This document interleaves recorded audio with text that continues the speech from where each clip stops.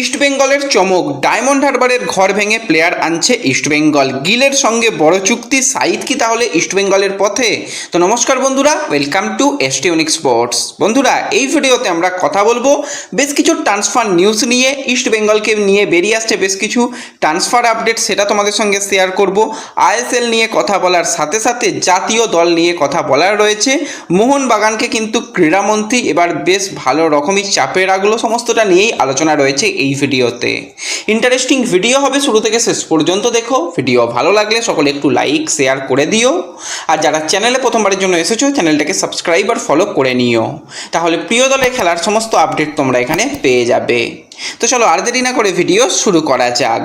তো প্রথমেই যদি আমাদের জাতীয় দল নিয়ে কথা বলি, তো খুব আশা করেছিলাম যে আমাদের ইন্ডিয়া অন্তত এই যে ফ্রেন্ডলি ম্যাচ তাজিকিস্তানের বিরুদ্ধে, এই ম্যাচটা জিতবে, কিন্তু না, পয়েন্ট হয়তো এসেছে। পয়েন্টের তো কোনো ব্যাপার নয়, ম্যাচ জিতলে যতটা খুশি হতাম, সেখান থেকে ম্যাচটা গিয়ে শেষ পর্যন্ত ড্র হয়ে গেল। প্রথম দিকে সুযোগ এসেছিল, গোলকিপার একটা মিস্টেক করে, সেখান থেকে বিক্রম প্রতাপ কিন্তু গোল করে দিয়েছিল এবং ইন্ডিয়া এগিয়ে যায় 25 মিনিটের মাথায়।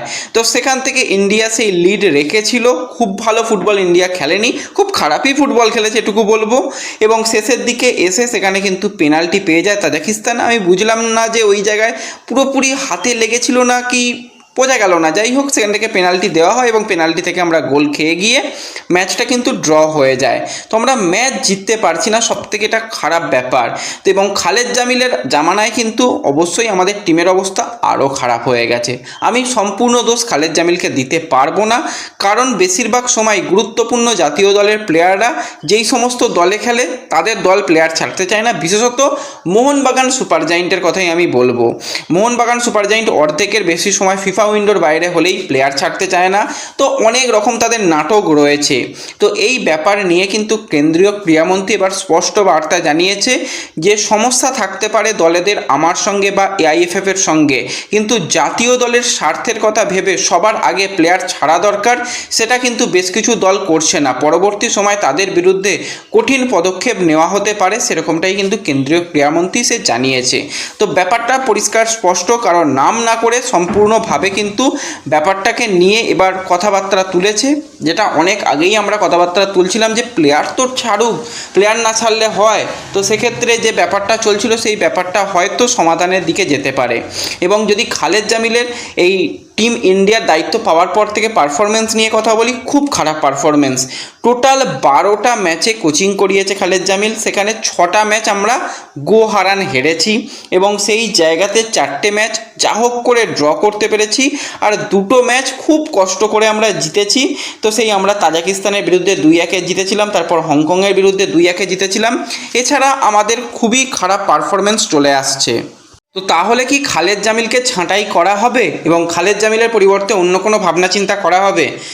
কোচ ছাঁটাই করে ভাই কিছু লাভ নেই। আমাদের কোচ যত ভালোই কোচ এনে দাও না কেন, ওয়ার্ল্ড কাপ উইনার কোচ এনে দিলেও আমাদের পারফরমেন্স খুব একটা ভালো হবে না, কারণ আমাদের প্লেয়াররাই তো খারাপ। সবার আগে মাথায় রাখতে হবে আমাদের যে প্লেয়ার যারা খেলছে তারা মোটেই ভালো প্লেয়ার নয়। হ্যাঁ, ক্লাব লেভেলে তারা অনেক বেটার কিছু করে, কারণ তাদের পাশে একজন করে কোয়ালিটি বা একাধিক কোয়ালিটি বিদেশি প্লেয়ার থাকে, যারা এই ইন্ডিয়ান প্লেয়ারদের ভুল ত্রুটিগুলোকে ঢাকা দিয়ে দেয় এবং যাদের ভালো মানের বিদেশি প্লেয়ার রয়েছে তারাই শেষ পর্যন্ত ডমিনেট করছে।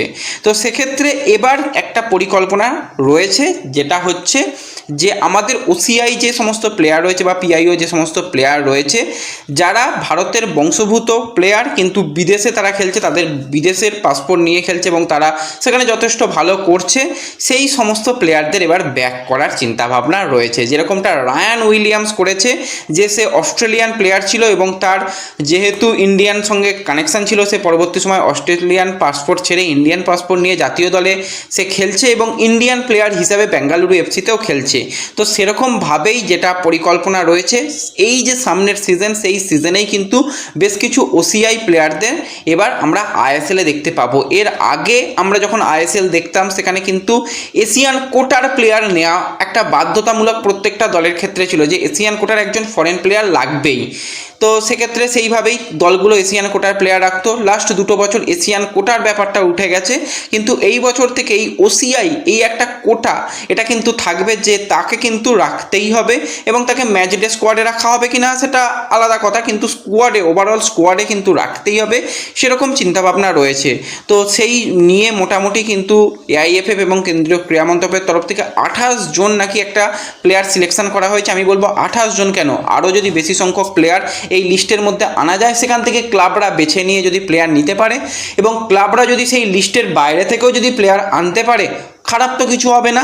এবং পরবর্তী সময় যদি তারা মনে করে যে তারা ভারতের পাসপোর্ট নিয়ে জাতীয় দলের ক্ষেত্রে খেলবে, ইন্ডিয়ান প্লেয়ার হিসাবে খেলবে, তাহলেও কোনো অসুবিধা নেই। তো সেটা করলে অবশ্যই অন্তত আমাদের জাতীয় দলের জন্য ভালো হবে। ক্লাব ফুটবলের কথা আমি ছেড়ে দিলাম, জাতীয় দল সবার আগে। তো জাতীয় দলের এত খারাপ পারফরমেন্স, আমরা 150 ছুঁই হয়ে গেছি, যেখানে আমরা একটা সময় 90-এর নিচে 90-এ চলে এসেছিলাম, 97 মানে 100-র নিচে চলে এসেছিলাম। আমরা ভাবছিলাম হয়তো আরও ভালো কিছু হবে, সেখান থেকে এতটা খারাপ হয়ে গেছে কিছু বলার নেই। সেখানে এই রকম কিন্তু পরিকল্পনা রয়েছে, সেই নিয়ে একটা ডিটেল ভিডিও আজকে রেডি করার চেষ্টা করব। যদি রেডি হয়ে যায় তোমাদের সঙ্গে অবশ্যই সেটা শেয়ার করব, তাহলেই বুঝতে পারবে যে কীরকম কী রয়েছে। তো মোহনবাগানকে কড়া হুঁশিয়ারি তো দেওয়াই হয়েছে, এবং এই নিয়ে কিন্তু রীতিমতন কেন্দ্রীয় ক্রীড়ামন্ত্রী থেকে শুরু করে সবাই চাইছে যে এবার কিন্তু এই যে পরিকল্পনার কিছুটা পরিবর্তন করতে হবে।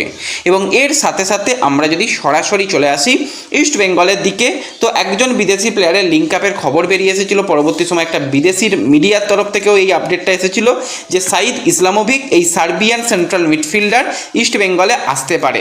দেখো যেরকমটা রিপোর্ট বেরিয়ে আসছে, সেক্ষেত্রে ইস্ট বেঙ্গল সবার প্রথম কোচ চূড়ান্ত করবে, 1 থেকে 2 দিনের মধ্যে তার অফিসিয়াল অ্যানাউন্সমেন্টও এসে যাবে, এবং কোচ তার পরিকল্পনা মতন বিদেশি প্লেয়ার নেবে। তো সেক্ষেত্রে গত সিজন থেকে 3 থেকে 4 জন বিদেশি প্লেয়ার থেকে যেতে পারে, এবং যদি এই ওসিআই কোটার প্লেয়ার বাধ্যতামূলক হয়, সেক্ষেত্রে একটা ওসিআই কোটার প্লেয়ার আনতে হবে। তো সেই জায়গায় এই সাইদ ইসলামোভিককেও আনার একটা পরিকল্পনা তো থাকতে পারে, কিন্তু কন্ট্রাক্টেড প্লেয়ার ট্রান্সফার ফি দিয়ে আদৌ ইস্টবেঙ্গল আনবে কি, বা যদি তার কন্ট্রাক্ট তার সাথে টার্মিনেট সেই দলের সঙ্গে করেছে, যদি ফ্রি প্লেয়ার হিসেবে আসে তাহলে তো ভালোই হবে।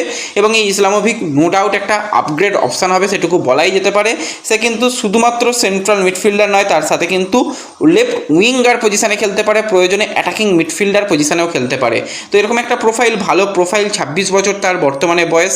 তো তার সঙ্গে কিন্তু কথাবার্তা যে ভেস্তে এখনই গেছে সেরকমটা নয়, আবার যে ডিল ডান হয়ে গেছে সেরকমটাও নয়। কোচ চূড়ান্ত হওয়ার পর এই ব্যাপারটা চূড়ান্ত সিদ্ধান্ত নেওয়া হবে যে তাকে সাইন করানো হবে নাকি অন্য কোনো অপশান ভাবা হবে। কিন্তু এই জায়গাতেই তোমাদের জানিয়েছিলাম প্রভসুখান সিং গিল, সে রিসেন্ট টাইমে একটা ইন্টারভিউতে দিয়ে জানিয়েছিল সে আজীবন ইস্ট বেঙ্গলে খেলতে চায়। এবং হ্যাঁ, প্রত্যেকটা প্লেয়ার প্রফেশনাল প্লেয়ার, দলকে চ্যাম্পিয়ন করেছে এবং দুবার দলকে ট্রফি এনে দিয়েছে প্রভসুখান সিং গিল। সেক্ষেত্রে সুপার কাপের সময়ও দেখেছিলাম ভালো পারফরমেন্স করেছিল, বেস্ট গোলকিপারও হয়েছিল।